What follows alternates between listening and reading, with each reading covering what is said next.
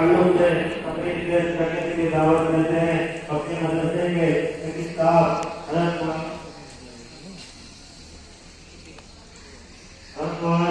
आपको कि वो आए और अपनी तकलीफ के जरिए से हम सबको हिंदुस्तान के कानून और हिंदुस्तान की आज़ादी को समझाएं।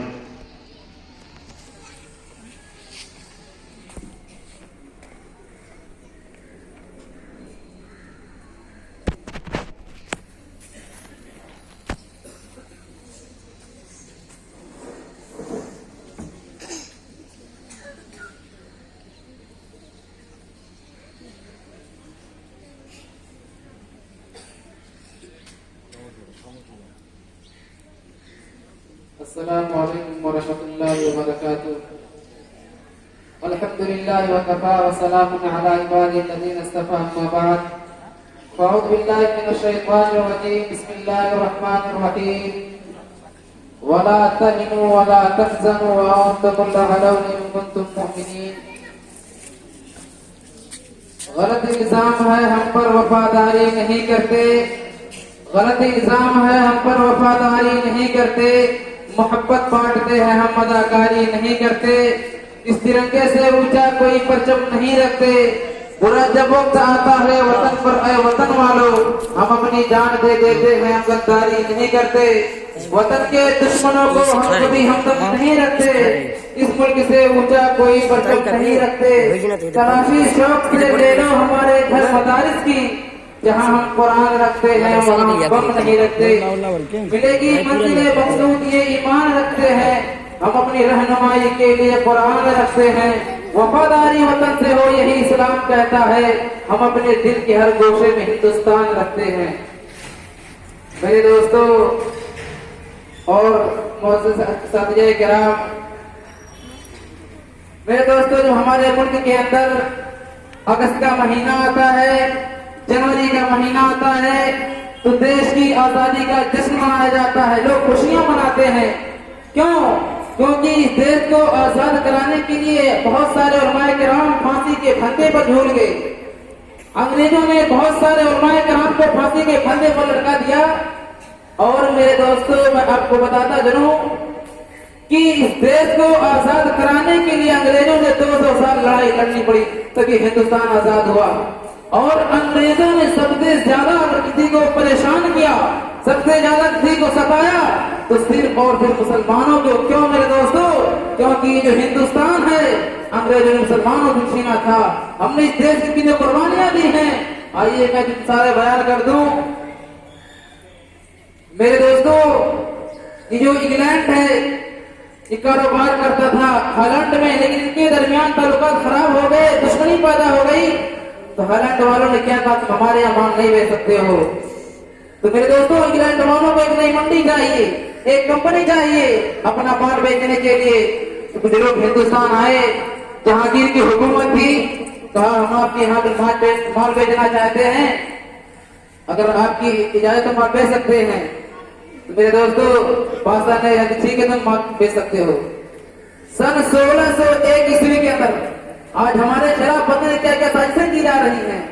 ये कहा जा रहा है कि हिंदुस्तान की जो सबसे पहली लड़ाई है सन 1857 है, लेकिन मेरे दोस्तों ये गलत बात है। और मेरे बुजुर्गों अगर मैं किसी से पूछ लूं कि इस देश को आजाद कराने के लिए मुसलमानों को कितना मारा गया, कम से कम सब लोग सिर्फ एक दो नाम बता सकते हो, वही टीपू सुल्तान और नवाब सिराजुद्दौला का। मेरे दोस्तों जो सबसे पहले जंग हुई थी वो सन 1754 के अंदर हुई थी। इंग्लैंड वाले जब अपना माल बेचते थे, जिस जहाज से माल सप्लाई करते थे, खाने पीने का सामान लाते थे, उसी जहाज से जब औरंगजेब बादशाह की वफात हो गई तो इंग्लैंड वालों ने, अंग्रेज वालों ने उस जहाज से हथियार लाने लगे। और जब लाकर जमा कर लिया तो अंग्रेजों क्या करे, सबसे पहले कलकत्ता और बंगाल पर हमला किया। और उस वक्त बंगाल पर नवाब सिराजुद्दौला के नाना की हुकूमत थी और उन्होंने अंग्रेजों को हरा दिया। लेकिन मेरे दोस्तों ये अंग्रेज हिंदुस्तान छोड़कर नहीं गए। फिर 3 साल के बाद सन 1754 से लेकर सन 1757 के बाद फिर उन्होंने हमला किया। उस वक्त बंगाल पर नवाब सिराजुद्दौला की हुकूमत थी। लेकिन मेरे दोस्तों ये हकीकत है कि हमेशा अपने दोस्त से बचकर रहना चाहिए। नवाब सिराज जो वजीर है मीर जाफर, उसने गद्दारी की, अंग्रेजों से मिल गया और नवाब सिराज ये हार गए। और मेरे दोस्तों, इस जंग के अंदर सिर्फ 2 लाख उलमाए किराम को शहीद किया गया। जरा सोचो, जब 2 लाख उलमा को शहीद किया गया तो आवाम को कितना मारा गया होगा। और मेरे दोस्तों, हमसे ये कहा जा रहा है कि जो लड़ाई हुई है सन 1857 से शुरू हुई है, उनसे कहो कि सबसे पहले नवाब सिराजुद्दौला था। और जब उन लोगों ने लूटमार मचाई और कलकत्ता से लंदन जब 7 सोने भर से जब सामान भेजा, इंग्लैंड के जो जनरल थे, जो बादशाह थे, जो जज थे, उन्होंने क्या कहा था, कहा क्या पूरा हिंदुस्तान लूट कर लेकर आए हो? कहा नहीं, सिर्फ बंगाल कलकत्ता लूट कर लेकर आए हैं। मेरे दोस्तों, ऐसे में हिंदुस्तान को सोने की चिड़िया नहीं कहा गया है। और मेरे दोस्तों, दूसरे नंबर पर लड़ा था मैसूर का सुल्तान फतेह अली खान उर्फ टीपू सुल्तान था। अभी दोस्तों को हवा भी नहीं लग रही है और ये कहा जा रहा है टीपू सुल्तान से लड़ाई शुरू हुई है। टीपू सुल्तान से 5 जंगें हुई, 1782, 83, 84 और चौथी जंग सन 1792 के अंदर हुई। और अंग्रेजों ने टीपू सुल्तान के 2 लड़कों को उठा कर लेकर चले गए, उनके गले काट देने मार डाला। और सन 1799 के अंदर 5वीं जंग हुई, इसमें भी वजीर कमीना था, कमबख्त था, अंग्रेजों से मिल गया, इसका नाम मीर सादिक है, इसने गद्दारी की और टीपू सुल्तान शहीद कर दिए गए, मार दिए गए। और जब अंग्रेज टीपू सुल्तान को पकड़ रहे थे, अंग्रेजों ने क्या कहा था, अरे टीपू तो अपने आप को हमारे हवाले कर दे, हम तुम्हें कुछ नहीं कहेंगे। मेरे दोस्तों, टीपू सुल्तान ने एक जुमला कहा था कि गीदड़ की 100 साल की जिंदगी से शेर की 1 दिन की जिंदगी बेहतर है। और मेरे दोस्तों, 5वीं जंग हुई 1799 के अंदर और 4 साल के बाद 1803 आई तो अंग्रेजों ने दिल्ली पर हमला किया। उस वक्त दिल्ली पर बहादुर शाह जफर की हुकूमत थी, इसने हथियार डाल दी, कहा हम तुमसे नहीं लड़ सकते हैं। कहा ठीक है, तुम नहीं लड़ सकते हो, बादशाह तुम रहोगे, हाकिम तुम रहोगे, लेकिन शर्त है जो मैं कहूंगा वो करना पड़ेगा, हुकूमत तुम्हारी रहेगी, जो मैं कहूंगा तुमको वो ही करना पड़ेगा। और मेरे दोस्तों, उस वक्त 1803 ईस्वी के अंदर शाह वली मुहद्दिस दहलवी के लड़के शाह अब्दुल अजीज मुहद्दिस दहलवी ने एक फतवा जारी किया कि अंग्रेजों से लड़ा जाए, अंग्रेजों से जिहाद किया जाए, इनको भगा किया जाए, इनका नापाक सत्ता हिंदुस्तान पर पड़ गया है। तो मेरे दोस्तों, शाह अब्दुल अजीज मुहद्दिस दहलवी इसे मार दिए गए। और मेरे दोस्तों, जब ये लोग इंतकाल कर गए, शहीद कर गए, जिनके जो शागिर्द थे सैयद इस्माइल शहीद, शाह इस्माइल शहीद, तो इन लोगों ने मुद्दे को संभाला और पूरे हिंदुस्तान पर घूमे कि अंग्रेजों को यहाँ से निकाल दिया जाए। और मेरे दोस्तों, जब ये लोग शहीद कर दिए गए, जिनके 2 शागिर्द थे, मौलाना इनायत अली और मौलाना विलायत अली, इनको भी मार दिया गया। और इसके बाद पटना में एक गांव है, एक मोहल्ला है जिसका नाम सादिकपुर है। जब अंग्रेजों ने सुना कि सादिकपुर में कुछ उलमा ऐसे हैं जो हमारे खिलाफ लोगों को भड़का रहे हैं, लोगों को वर्गला रहे हैं, तो अंग्रेजों ने कहा जो मुसलमानों का अमीर बन जाएगा, जो सदर बन जाएगा, उनके ऊपर काले फांसी की सजा दी जाएगी। तो मेरे दोस्तों, मौलाना यहया अली और मौलाना जफर थानीसरी को अंग्रेजों ने कैद कर लिया। और कहा अंग्रेज की हुकूमत थी, जज अली अंग्रेज था, उसने क्या कहा था, कहा तुम दोनों को फांसी की सजा दी जा रही है। मेरे दोस्तों, जब फांसी की सजा दी गई तो मौलाना यहया अली और जफर थानीसरी मुस्कुराने लगे। अंग्रेज कहा कैसा आदमी है, कैसा इंसान है, फांसी की सजा से मुस्कुरा रहे हो। कहा अंग्रेज, तुम्हें क्या मालूम वतन के लिए जान दे देना, वतन के लिए शहीद होना कितनी बड़ी बात है। मेरे दोस्तों, फिर अंग्रेजों ने ये मशवरा किया इसका सजा बदल दिया जाए, इनका सजा बदल दिया जाए। और मेरे दोस्तों, मौलाना जाफर थानीसरी को, मौलाना यहया अली को जो लिबास दिया गया, जो कपड़ा पहनने के लिए दिया गया था, लोहे का कपड़ा था। अगर आदमी लोहे का कपड़ा पहन जाए तो कभी बैठ नहीं सकता है। और मेरे दोस्तों, पूरे दिन के अंदर उनको लोहे का कपड़ा पहनाया जाता था। और जब रात हो जाती थी, एक तारी कमरे के अंदर बंद करके अंग्रेज आते थे और पूरे दिन पिटाई करना शुरू कर देते थे। अंग्रेज क्या कहते थे, वहाँ जाफर खालिदी यही कहते थे कि अरे अंग्रेज तो हमको कितना भी मार ले हम इससे फिर नहीं सकते हैं, हम बिलाल हब्शी के वारिस हैं, हम बिलाल हब्शी के मानने वाले हैं। और मेरे दोस्तों उनको दिन भर में एक मरतबा खाना दिया जाता था। वो खाना कैसा होता था? जो रोटी दी जाती थी उसमें 70% मिट्टी मिली होती थी और जो सब्जी थी उसमें जो लकड़ी का महीन पुराना हो वही खाने के लिए दिया जाता था। लेकिन मेरे दोस्तों ये लोग पीछे नहीं हटे। लेकिन आज हमारे मुसलमानों का हाल क्या है? और मेरे दोस्तों हमारे मुल्क के अंदर जब ये हिंदुस्तान आजाद हुआ 15 अगस्त 1947 को, अभी ये बेचारी आवाम आजादी की खुशी भी नहीं मना पाई थी। लोगों के सामने मसाला खड़ा हो गया हमारे मुल्क का निजाम कैसा हो, जमहूरी मजहबी हो या गैर मजहबी हो, ये मसाला लोगों के सामने खड़ा हो गया। फिर बड़े गौर फिक्र करने के बाद 3 साल के बाद 26 जनवरी 1950 ईस्वी के अंदर इसे हमारे लोग मनाते हैं जमहूरी निजाम पेश किया गया। इसकी सदारत डॉक्टर भीमराव अम्बेडकर ने की थी। जो कानून बनाए गए थे आवाम को अपने मुल्क के झंडे का एहतराम करना होगा, हर मजहब के मानने वालों को अपने मजहब पर आजाद का अमल करने का पूरा हक दिया जाएगा। मेरे दोस्तों लेकिन सवाल ये पैदा होता है जो कानून बनाए गए थे, जो उसूल बनाए थे, क्या अभी वो बाकी है? हालात तो ये बता रहे हैं, इसको नजरअंदाज किया जा रहा है।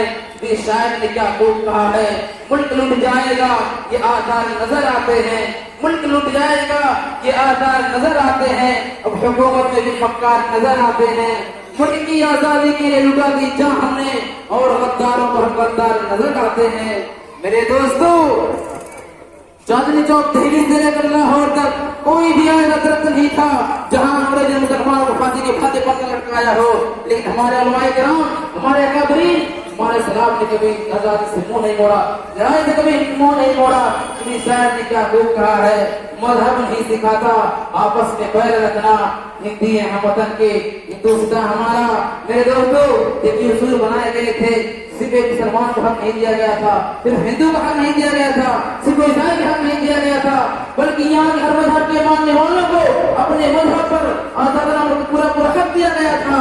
क्योंकि जो हिंदुस्तान आज ये आजाद नजर आ रहा है सिर्फ मुसलमान का समरा नहीं है, हिंदू का समरा नहीं है, हर लोगों ने अपना खून इस मिट्टी में शामिल किया है, हिंदुस्तान नजर आ रहा है। अरे साहब इसमें एक जुबान नहीं है जो बात समझने में आसानी हो, मुख्तलिफ जुबान है जो सोबतों से लबरेज है, एक ही आगो खड़ा फिल्म करने वाले मौजूद नहीं है।